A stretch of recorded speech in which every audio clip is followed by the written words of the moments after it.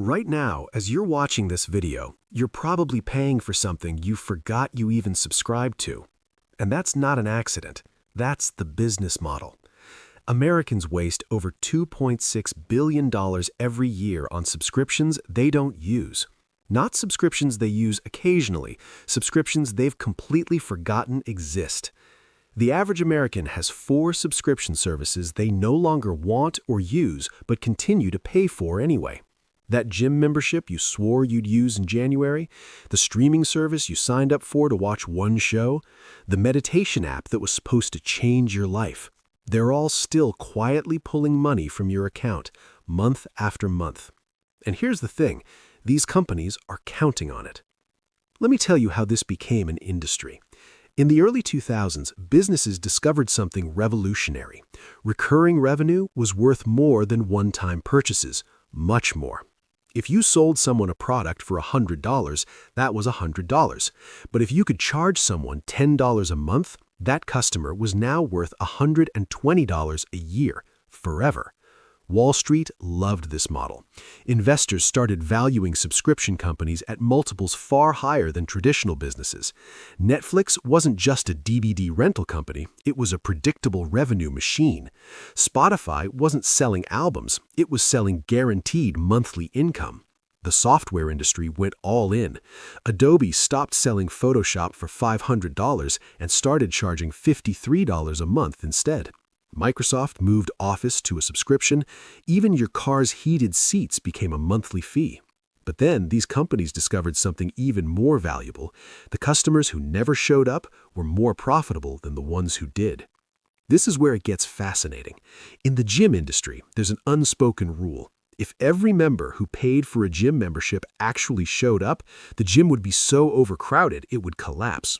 Planet Fitness has over 18 million members, but their gyms aren't built to hold 18 million people. They're built for maybe 5% of that, because they know exactly what percentage of members will never walk through the door after February.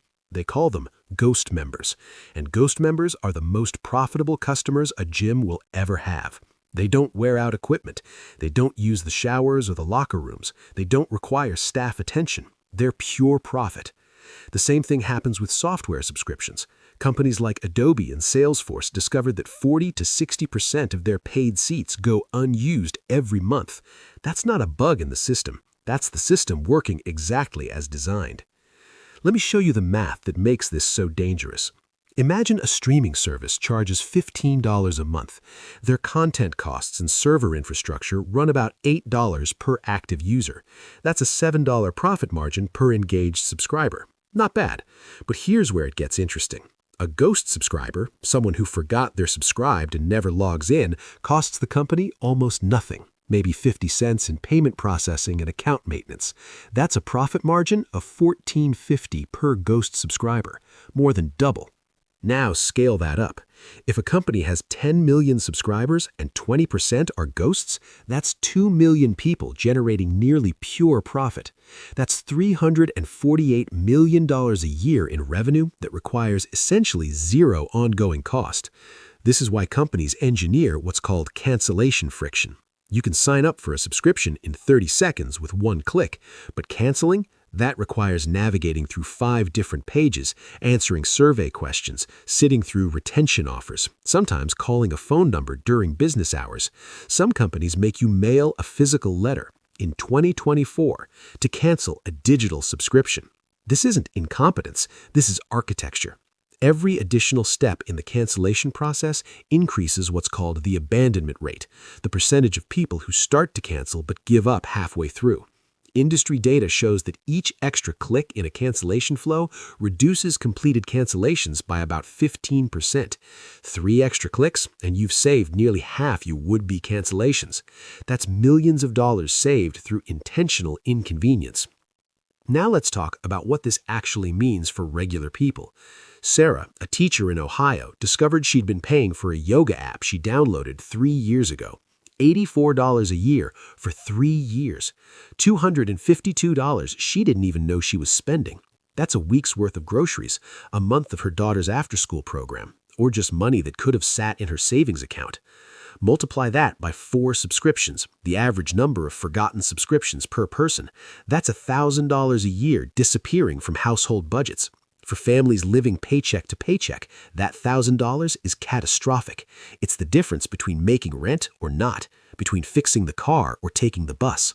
And the cruelest part, these people who can't afford these subscriptions are the least likely to have the time to audit their bank statements every month. They're working 2 jobs, managing childcare, just trying to survive. Meanwhile, these companies are treating their financial exhaustion as a revenue opportunity. This isn't just about individual companies being sneaky. This is now a fundamental pillar of the American economy. The subscription economy is worth over $1.5 trillion globally, and analysts estimate that between 20 and 40% of that revenue comes from low engagement or ghost subscribers. That's $600 billion in global revenue extracted from inertia, from friction, from deliberately confusing people until they give up. The Federal Trade Commission finally noticed. In 2023, they proposed a click-to-cancel rule. The idea is simple. If you can subscribe with 1 click, you should be able to cancel with 1 click. The industry fought back hard. Trade associations representing everyone from gyms to software companies spent millions lobbying against it. Their argument that being able to cancel easily would harm consumers by denying them retention offers and customer service. Let that sink in. They're arguing that making it harder to cancel is for your benefit. Some states aren't waiting for federal action. California passed a law requiring clear cancellation mechanisms.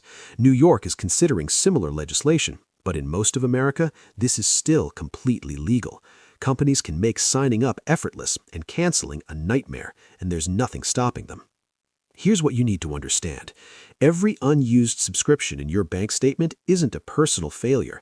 It's not you being forgetful or irresponsible. It's a deliberate system designed by people who studied behavioral psychology and built businesses around your cognitive limitations. They profit when you're too busy, too tired, too overwhelmed to fight through their cancellation maze. The question isn't whether you're being exploited. You are. The question is whether you're going to stay the ghost subscriber they're counting on, or become the customer they actually have to work to keep.